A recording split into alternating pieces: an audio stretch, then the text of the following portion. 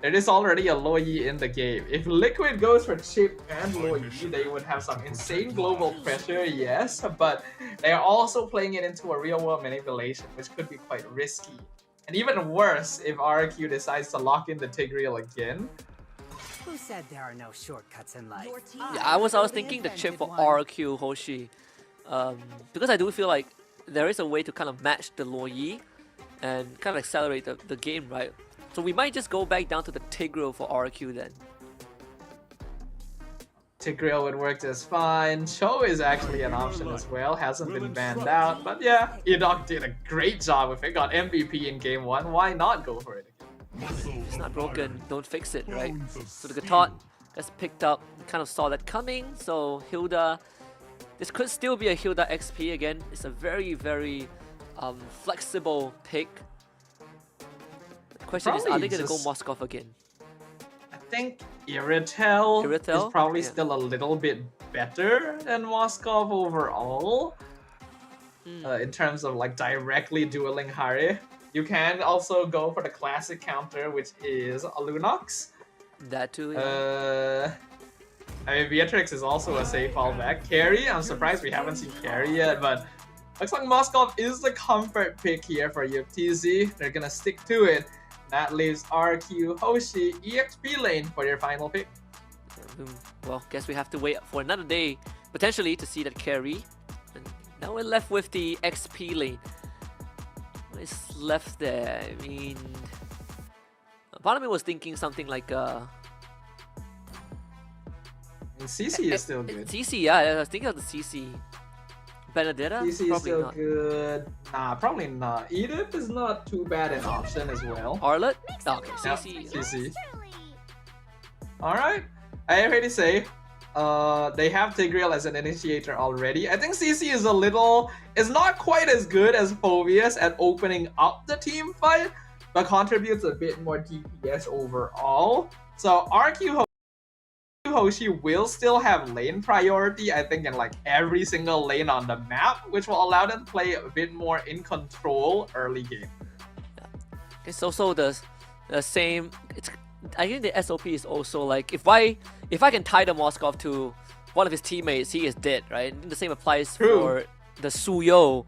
So, and in lane, like you said, she just doesn't care if it's a Gatot or Hilda. She beats them anyways. Let's see if RQ having this lane priority, especially in the side lanes, you definitely alleviate pressure from that mid trio, but even better, you could start kind of spilling that lead to the lane of your choice. As we head into game number 2, we got Liquid Philippines on the blue side, RQ Hoshi on the red side.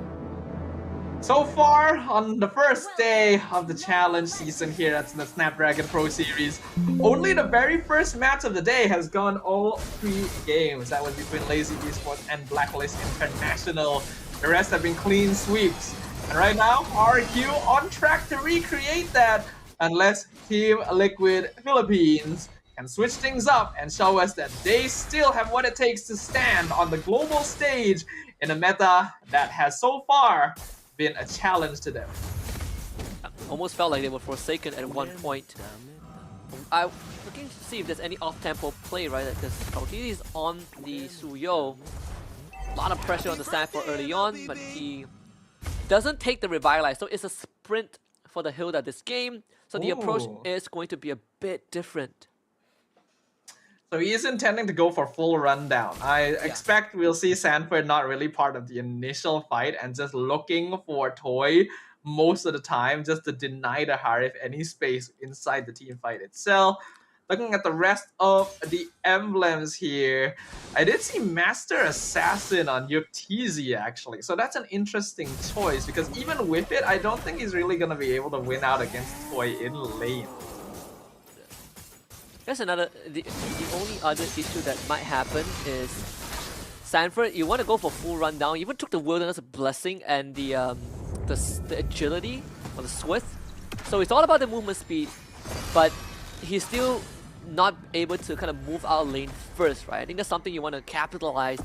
So far, Sanford is still looking for the opportunity. This could be it. Finding Susujin. First blood for Liquid Philippines. That was an incredible collapse, actually. So without even noticing it, Sutsujin was suddenly surrounded on all sides by 3 members, and then they just all crushed him in the center into a pancake. So really nice first blood there. TZ gonna be able to get the first turtle of the game, and already it looks a lot different compared to game number 1. TZ, you can tell that he's a lot more confident playing aggressive on the CEO. JP getting found out. Again, the duality reaction. It's not the easiest thing to play into, especially when you have essentially 4 close range in your face heroes, right? You're gonna get sucked in one way or the other. TZ takes away the purple ball. Sutsujin, a way better start compared to game number 1. Sanji even gets away. That's real world manipulation expended by Rins. Yeah, the Purify at exactly the time the Spear of Alpha landed as well meant that there was no way for Sutsujin to continue dishing out damage. This is now a huge advantage actually for Liquid, as multiple jungle camps are being stolen away by Sutsujin. TZ already a full level up and a 1k lead 3 minutes in for Team Liquid PH. Even Dyron is struggling a little bit against Sanford. So current call was used. TZ bringing him down very, very low. Dyron, he's gonna force to take this recall. Even though on paper, RRQ should have pretty solid side lane priority, you can see that Liquid have been taking great lengths to make sure that they're not able to play off of it, and now actually regaining control over the other sides of the map. It's actually becoming difficult for RRQ to roam around and create space the same way they did in game number 1, so this is now time to try and make a shift in priority. RRQ has a very powerful team fight with Tigreal and Eve, so making sure they're able to group up, keeping the lanes stuffed out so that they can all be part of turtle fights should be a little bit more effective for them. The fact that we said that RRQ Hoshi has kind of strong side lanes, and right now it doesn't matter as much. But this second turtle is going to be important, right? Like Sutsujin is a level behind TZ. JP is going to constantly look for an opportunity. They flicker Implosion, but it really doesn't matter. Turtle still goes over to Team Liquid Philippines, and the AOG into a divergent play to the back line. RRQ Hoshi getting boxed in from multiple angles. Another 2 kills for Team Liquid PH. Team Liquid definitely feeling themselves now.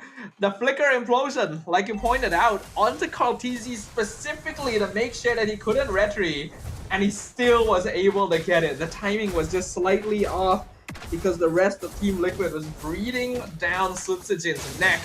Dyron now in some trouble again. The Vengeance keeping him alive for a little bit, but not long enough. Even the curtain call is not able to save him. So that's the 4th kill for Team Liquid PH. So it's starting to become a bit of a problem. Your strong lanes are getting collapsed on. Sutsujin against TZ. TZ blazers away. So no shutdown for Sutsujin. And this is why I was thinking that it was probably not a good idea to give the Suyo away the same way you did Joy. This is a hero that enables a lot more counterplay. And Edog just blows up so much global presence from this team composition on Team Liquid. Immediately the diversion onto Toy. I wanted to go for a Spear of Misery, but Toy able to dodge it in time. Still, they bring Sanford in, so Toy is still forced away from his own tier 1. They want to collapse onto Sanford, drop the curtain call, and the real world manipulation. Sanford just press the sprint. He's out of there. Top tier 1 falls. Yeah, the sprint is very good at getting out of these particular forms of crowd control. RRQ actually in a lot of trouble here. Even in game number 1, when Liquid was behind a lot of the time, RRQ only really had a 1k net worth lead, and now, 6 minutes in, Liquid has 5 kills, 4k gold advantage. When RRQ was supposed to have more lane and map priority in general, Liquid have been making a masterclass. Edog is straight up dead, but he's gonna try and take Sanford with him. Implosion committed. Sanford surely is gonna go down. JP with the AOG, Sutsujin the next target. Oh my goodness, the duality is too much. TZ wants to commit further, but finds no angle. So still at the end, Liquid Philippines, they find 2-4-1. Loi is a pretty classic Sanji hero. It's been a long time since we've gotten to see him play it on a stage like this, but I am very happy to see it. And you can tell just how much it's enabling Team Liquid. They can rotate around very aggressively. Even if they make mistakes in terms of movement, a single diversion will instantly correct it and bring them right into the heart of the action. And RRQ has a lot of heroes that ideally need a couple of items under their belt before they're able to really start oppressing their opponent. Liquid not giving them the opportunity to do so, it's slowly tightening the vice grip across the map. Holy cow, one duality is half of Rince's health bar. That's just low E gameplay for you. It's just, yeah, it's low E in a nutshell. And you proc the Little Ignition just like that. So easy. So that's gonna be Queen's Wings next, I think, for Sujin. It does look like it. He ideally needs something to survive. Diversion, once again, they're looking for Toy. Toy is so dead. He is actually just... He is helpless. This low E has been enabling Liquid so much. It's not just the diversions, it's just straight up the damage from Sanji that RRQ is not ready for. They're at least able to secure the buff here. Not stolen by Liquid, but Kaltizi isn't even in the area. Look at how much damage he does to Dyron. Just AOG past the tier 1. Dyron is dead despite having the Vengeance. JP will be sacrificed. Great RWM. They're gonna catch Sanford in the crossfire, but Sanford has to sprint. He gets out. Kaltizi just casually walks out of the RWM. So 1-for-1 trade, but still Liquid, they have a 7k goal advantage. This is a completely different team from game number 1. I did mention, right? Pick a composition, play gameplay that feels more Liquid. And if you ask me, this is feeling a little bit more classic Liquid in general. Like the aggression around the map, the coordination, the movements, the ganking, the insta-kills. Feels very classic. And it's good to see it. RRQ, will they be able to adapt to this? Because Team Liquid has definitely surprised them here. They went into this draft with a certain degree of confidence. They were willing to let the Suyo through because they figured they could control it the same way they did Joy in game 1. And Kaltizi has shown them that that was a mistake. Big mistake. But it's BOD, that's the snore of the game. Looking to further accelerate the gold lead. E-Dog, unlike game number 1, wasn't able to do too much. Oh, they're looking for Susujin. Oh, they're looking for Susujin. He has no idea. Spell of Alpha to disengage, but we'll have to give away the purple buff.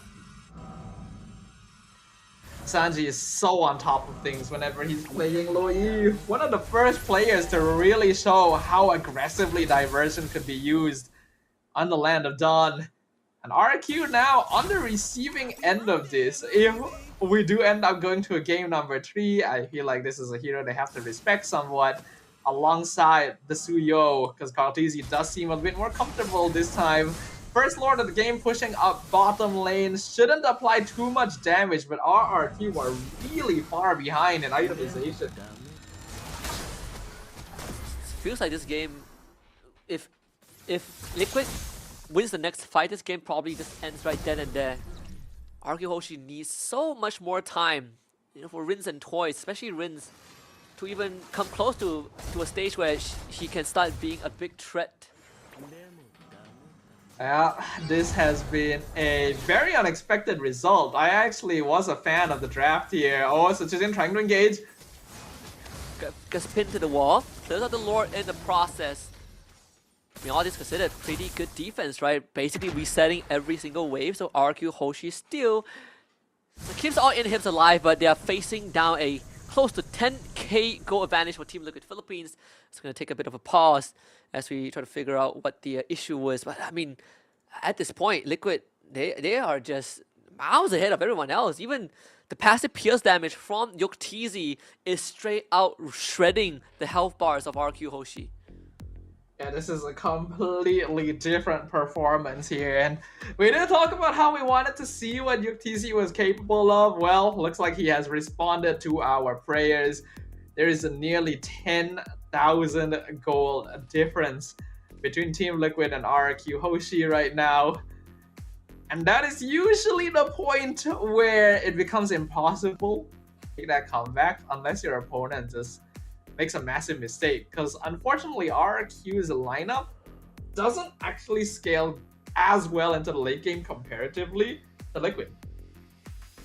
I mean, on that note, what can RRQ do? Like, is this game just set in stone, done and dusted, just just on top of the point where they don't scale as well into the late game, or is there still kind of a turning point that they could kind of get this game back on track?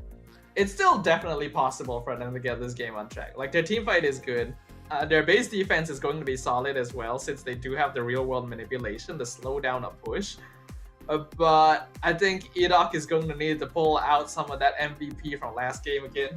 In fact, I think he needs to not grab most of the enemy team. If possible, implosion 1 or 2 members, if you can, Yuptizi being one of them, and then slowly take apart Team Liquid one by one. Because if you try to implosion all 5 of them together, I don't actually think there's enough DPS to take them out. I guess it comes down to the Harif once more. It's like how we've seen in a few of our previous games. Really, the Harif shouldering a lot of that late game damage capabilities. Unless, again, like you say, if EDOC finds the set of his life. In this case, it's definitely slightly harder, as we are going to take a bit of time to talk more about the game, as the players kind of resolve whatever ongoing issues they are. Hope to kind of give everyone the most optimized viewing experience. I think it's clear though from what we've seen that RQ underestimated Team Liquid going into game 2. Their plans for handling them in game 1 went incredibly smoothly, like super well. So I think they went into game 2 without really thinking that like Team Liquid would be able to fight back somehow. They gave them the Suyo over, expecting that, hey, we can manage it the same way we managed Joy and Carl TZ previously. We have like Tigreal and Eve. Our team fight should be very, very good. Then Lo Yi kind of slips the mind a little bit. And then it just falls apart a little bit. Especially when they didn't expect that early game to not go according to plan, right? Like, the plan to control the side lanes, and especially that river area where Liquid Philippines just completely stopped them in the tracks. In the blink of an eye, they realized our strong side lanes are not strong, at least not in this context.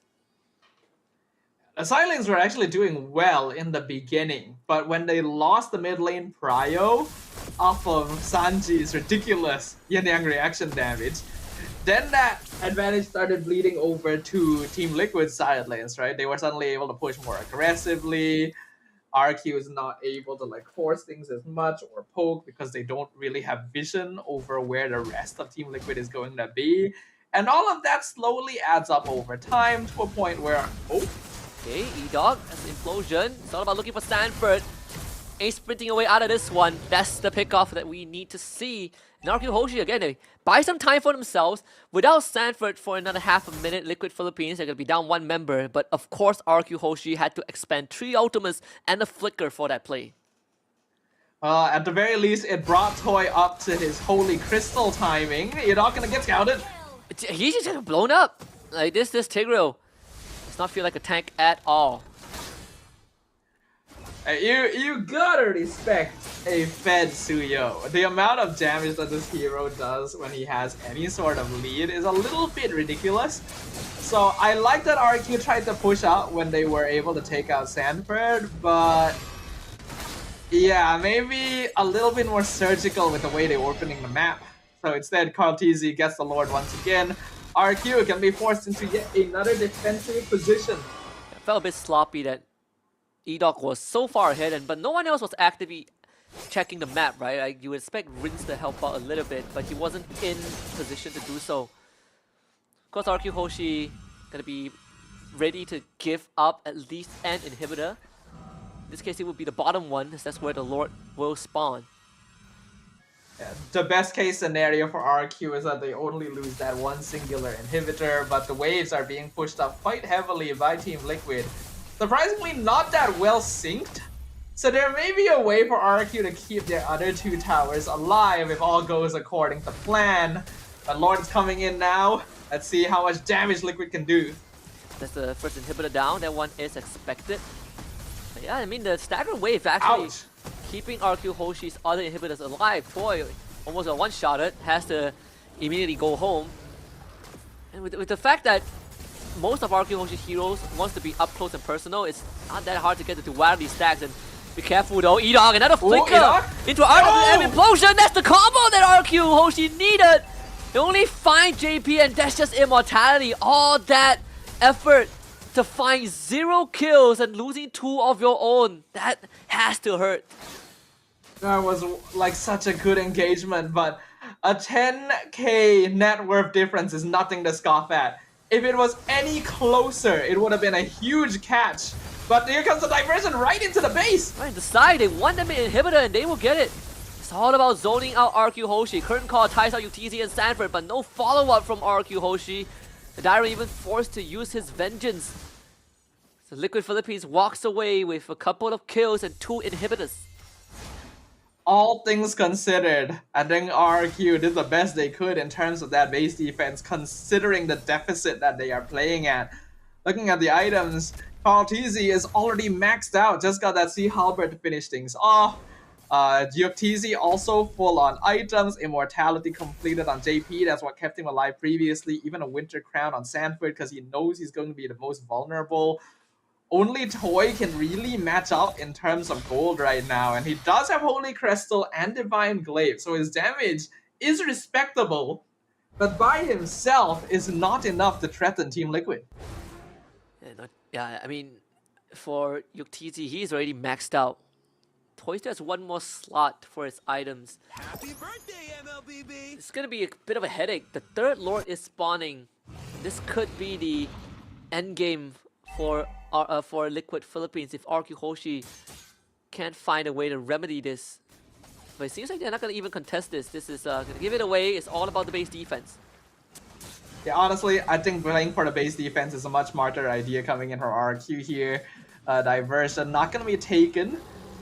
Rins did actually just complete his Wishing Lantern, so that's also a very important item power spike for the Eve. So RQ's base defense should actually be pretty respectable here, but still, 13,000 gold difference. That is rough. You know that you are just unfairly ahead when the dream combo doesn't result in any loss of life. This loss should be easily taken care of by the damage that RRQ Hoshi has. Sanford is doing so much damage to the current call. Oh, UTZ caught out, able to zone himself away. The Lord needs to be taken care of. The dualities here, they're gonna look for the crystal. UTZ straight for the end game. And RRQ Hoshi will not close out the series the way they wanted to. Team Liquid Philippines ties it up. Gotta give props to UTZ. Eyes on the prize the entire time.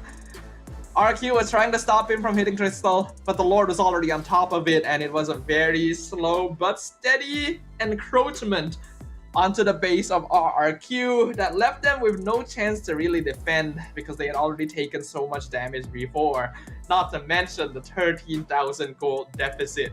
Team Liquid looking a lot more comfortable in game number 2, and this is the classic Team Liquid that we know and love.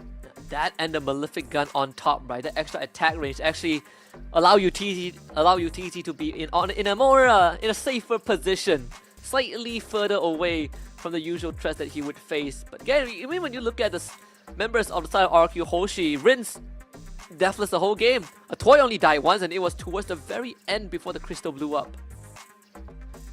Like Toy was trying his best to farm, Rins was trying his best to farm, but when you get the Holy Crystal and Wishing Lantern only around like the 14-15 minute mark, when most of your towers are already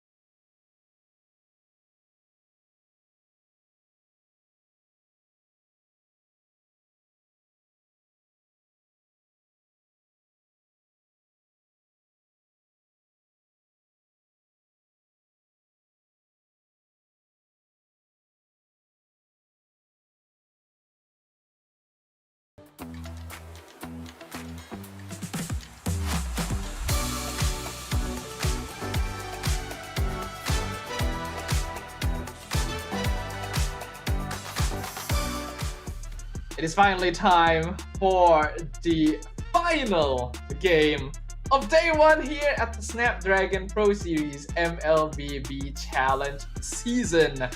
Team Liquid Philippines and RRQ Hoshi, neither side willing to give an inch as they both are eager to claim that easy passage into the challenge finals for themselves. For last time today, my name is Stafa, once again joined by Husky.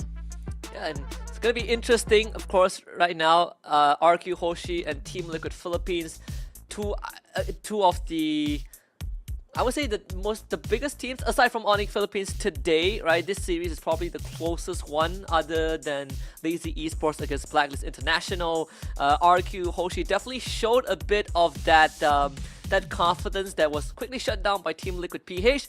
But this makes it interesting because RQ Hoshi has shown us that they have a lot of pocket picks up their sleeves when push comes to shove, and I do wonder if they are gonna reveal some of those in this game 3. Yeah, obviously, a lot of teams would prefer not to reveal pocket picks if they can avoid it. But when you are in a position where the single loss drops you down to having to play through potentially the last chance qualifiers, then things kind of change a little bit.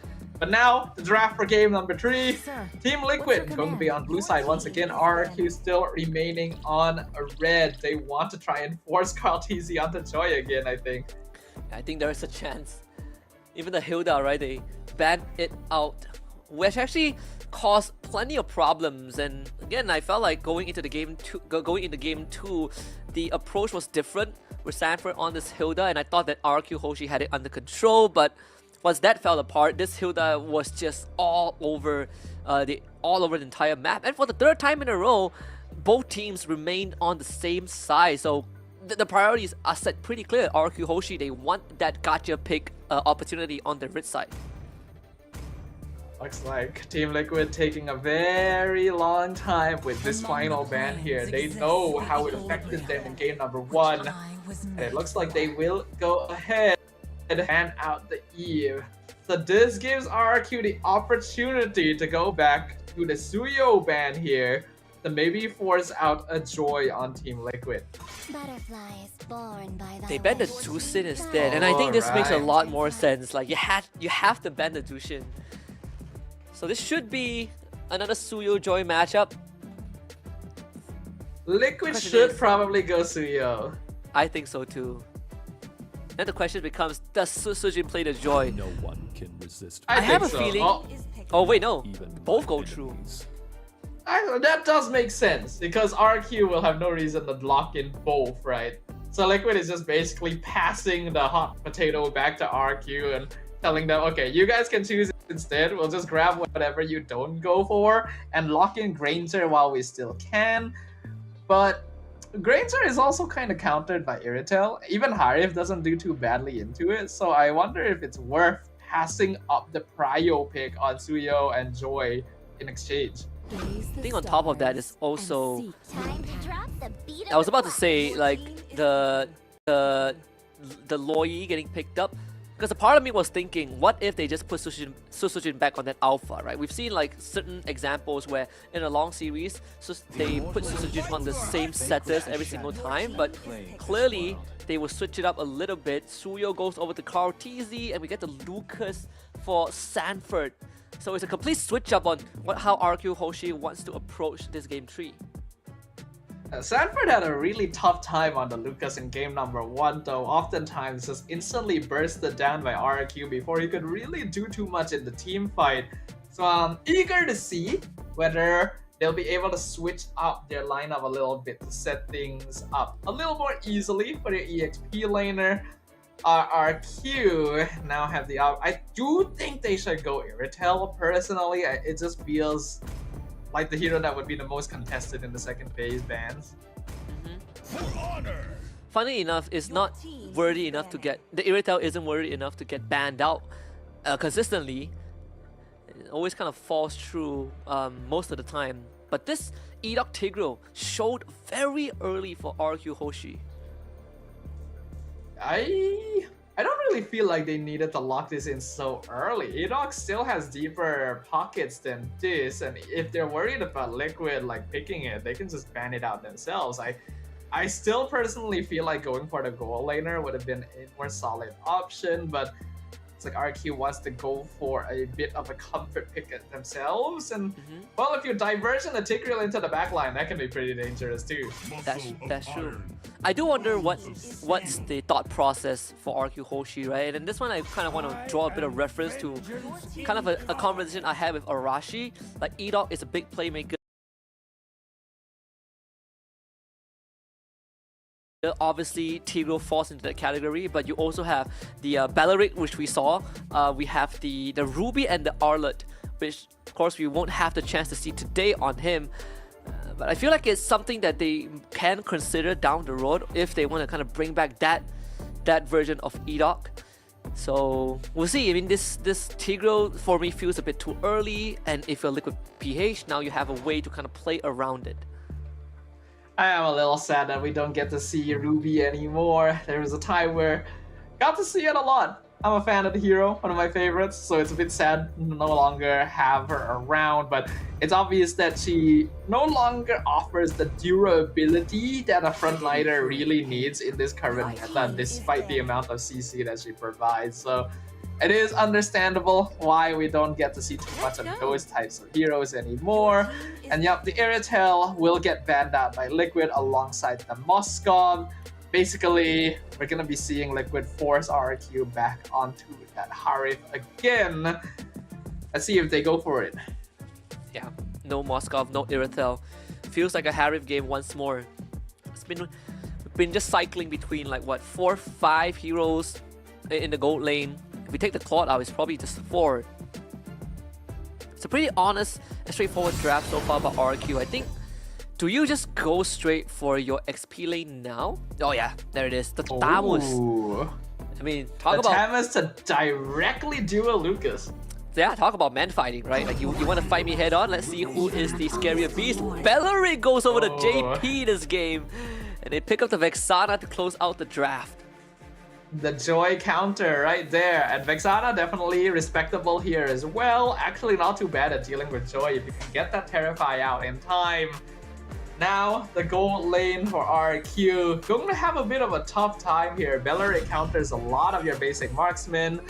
I did wonder if they would go 1-1, but I wasn't sure if they would actually like decide the way to go here, but looks like Toy feeling confident. Both teams actually pretty powerful lineup, but I really like what Team Liquid has brought to the table here in terms of counters. Belleric actually works well like both Loyi and Joy. Yeah.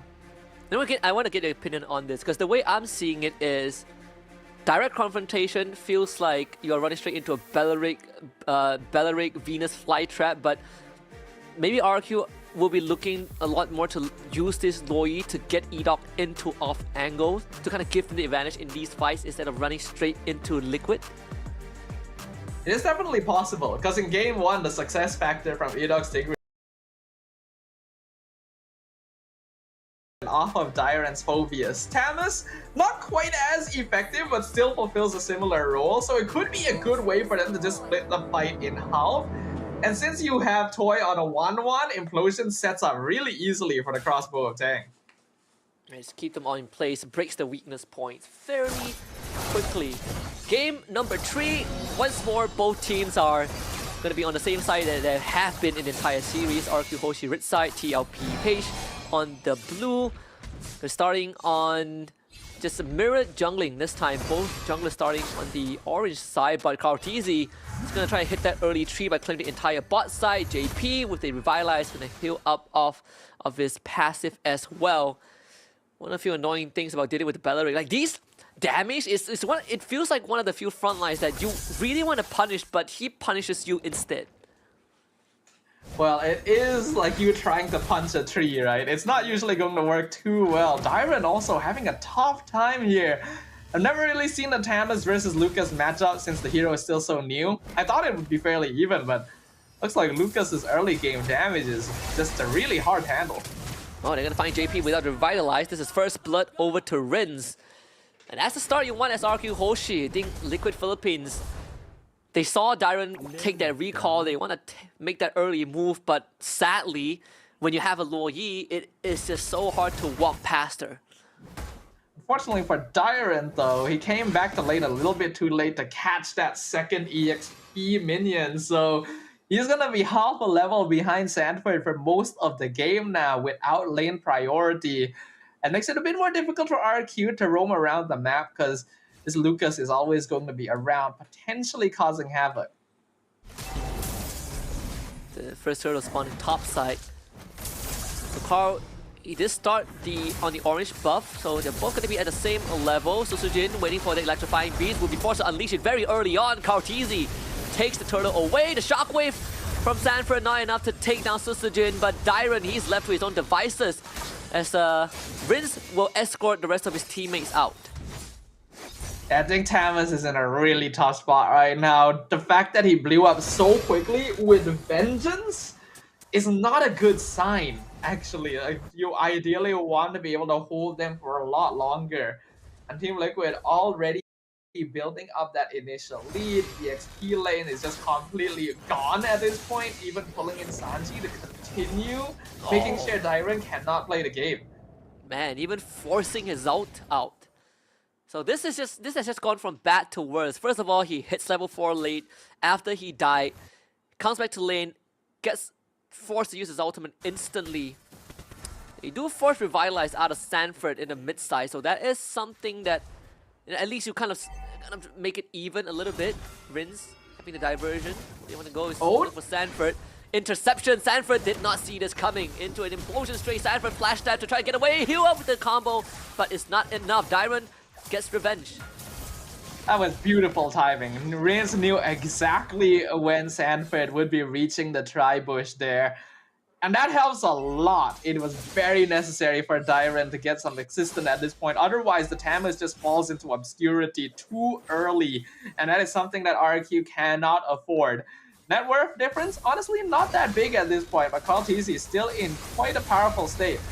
Eat will be forced to use his flicker, but that's the Wrath of Nature out from JP. Not to mention, that one kill onto Sanford puts Dyron ahead in XP now. The recovery, pretty quick. But Sanford, he's going to be able to catch the wave to kind of neutralize the state of that lane. It seems like it's a lot of a push and pull between the XP laners. Yeah, EXP lane has always been a very important matchup after all, especially nowadays since the EXP plays a very important initiating utility role. Susujin looking for a turtle again. Once more, Kartizi gets the objective. Susujin will be forced to retreat, and Dyron to be caught out once more. Flash stab on top of him. Sanford sticking on the Dyron like glue. Dyron tries to fight this, but the flash combo. Ouch. And Sanji to help him out takes him out. Yuktizi purifies, tries to back off with the Rondo, will make himself safe. Team Liquid still winning out the engagements. Kartizi has always been known as a pretty good retribution user. We can see that Susujin having difficulty stealing these objectives away from him, even though the rest of RRQ are trying to breathe down his neck. Liquid have been able to build up a 2k net worth lead now, which helps a lot since Yuktizi was able to survive that previous gank. There is an entire 1,000 gold difference between Yuktizi and Toy specifically. And the Granger does intend on going for that Sky Piercer second item. So RQ has to be very careful here. Not to mention the bot tier 1 just got soloed by Yuktizi. Sky Piercer done.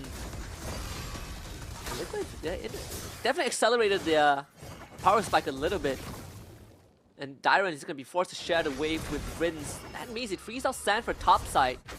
Diversion to the bottom. Edox sees it's happening, but JP is there though. Not the best target to go onto, but they will try. Burst him down. Wrath of Nature forced out. But still, not enough damage to finish the job, but enough to get Toy that bot tier 1. It's something. At this point, RRQ will just take any advantage they can get. Because their lineup is actually pretty good in the late game, right? Rince, Toy, Susujin all scale pretty well in terms of damage. They do still have to contend with Yuktizi, but they're a little bit more effective once they have like their third and fourth items than now at this stage of the game. As long as they don't fall too far behind in gold, it'll be pretty good for them. They just camp Susujin Well, that's so early on, and Karl'Tezi will get a free buff. And this is starting to become an insanely big problem for Susujin. Every objective fight, he's being forced out of the fight and had to use his electrifying beast way before the retribution range, and now being behind in experience, 2 levels in fact, which means there won't be any objective for RRQ Hoshi anytime soon. Yeah, Susujin's being punished really badly here, and I mentioned earlier in the day that Joy should win out the 1v1 against Rio a lot of the time, but Team Liquid is specifically making sure that Susujin never is able to reach that point in the game. They are consistently ganking, they're keeping an eye on where his rotation is on the map, diversion play comes out. JP misses the Wrath of Nature as Toy and Dyron able to hop away in time. I guess the philosophy for Liquid PH is just, oh, you're good in 1v1s, how about we play a 2v1, right? It's a team game, so we're gonna bring my whole team to fight you, and there's no rules against that. Right, they might find Stanford mid-side underneath the turret. Stanford, he flash stabs and accidentally finds himself within range of an implosion. It's a bit of an interesting interaction with the flash stab connection. He goes down, Karl'Tezi gets found out, but escapes.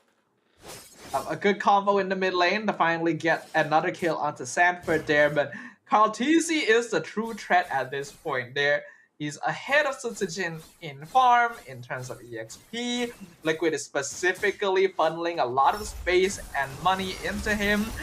Conceal comes out from JP. Yeah, somehow the taunt catches Toy. Rince does get out alive, but not before having to expend his flicker. Gotta say, despite Liquid Philippines having that advantage, because RRQ Hoshi are still trying to make proactive moves with that divergent into implosion play. Yeah, they ideally have to. The thing is, Liquid is positioning themselves very wary about this possibility. It genuinely seems like something they've considered might happen before the game even started, because they're always making sure to watch their backs, keeping an eye on where Edok or Rins are so that they're not able to set up for that. At the very least, Susujin has finally gotten his Holy Crystal. It's actually still a very respectable timing right before the 9-minute mark, so he should be able to do some good damage, but I really like that Sanji went for the Winter Crown here. He knows he's going to be one of the most vulnerable targets, and you would never expect the Vexana to go for it this early. That's concealed by Edok. Diversion. They're gonna go for a 2-prong attack. Eternal Guard completely misses. They're looking for a retreat. JP being the brick wall of Team Liquid Philippines. RRQ Hoshi is looking to wait out the big ultimate from the side of Liquid. A very good disengage there. They didn't see the diversion coming, but they responded to it so effectively, splitting themselves apart, making sure that RQ are not able to catch multiple people in the implosion together. Edok though in the back. They catch one, they have to eat the Wrath of Nature. The full team fight, RRQ Hoshi wants it.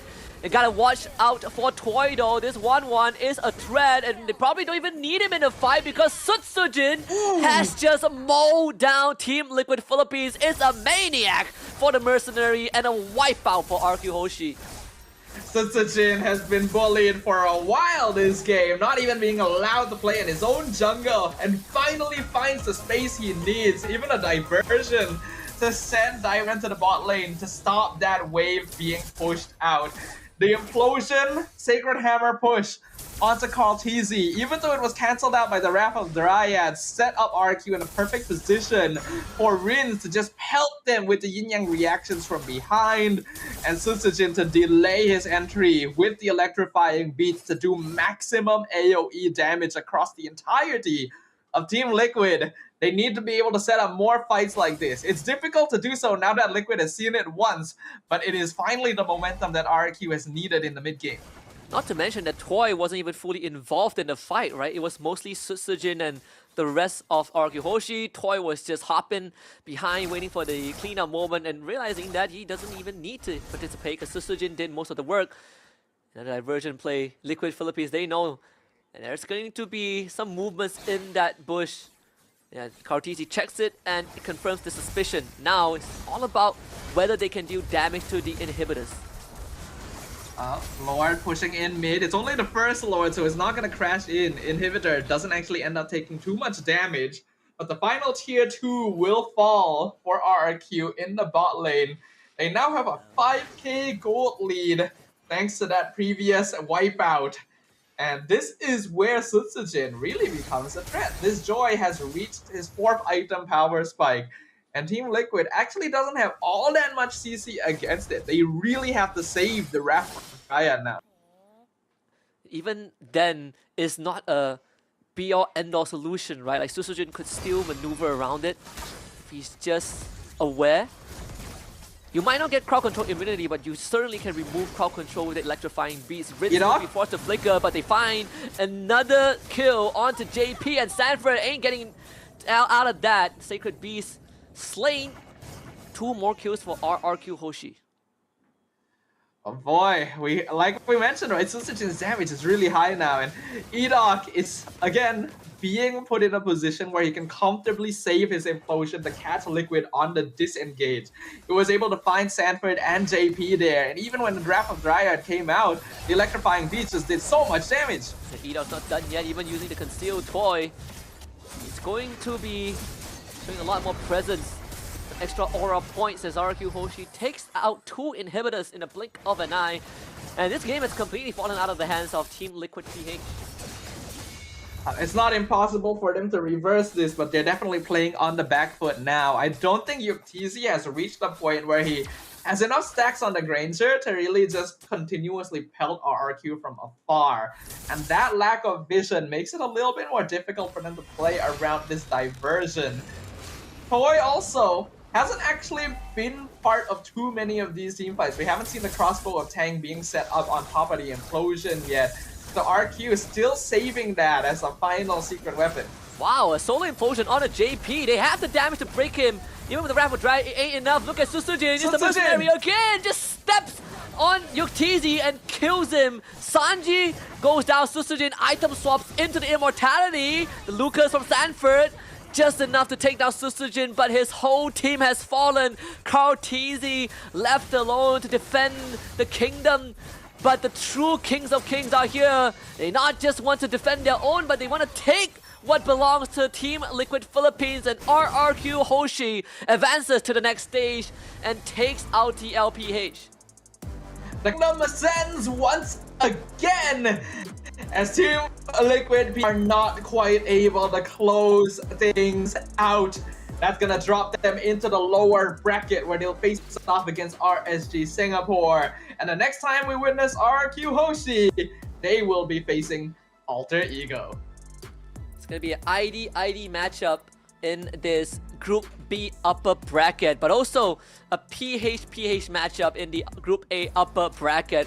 What a setup we already have, and this is just day number 1. We haven't even gone through Group C and Group D, but for now the moment belongs to RRQ, and specifically Sutsujin. The recovery that he found on this Joy after getting completely just strangled in the early to mid game was incredible. There were some very good ideas by Team early on where they were just disrupting Sutsujin's farm. They were Edok out, forcing Dyren to not be able to play in his EXP lane either. Yet, RQ still came out on top. Holy timing on Sutsujin could not have come at a better time.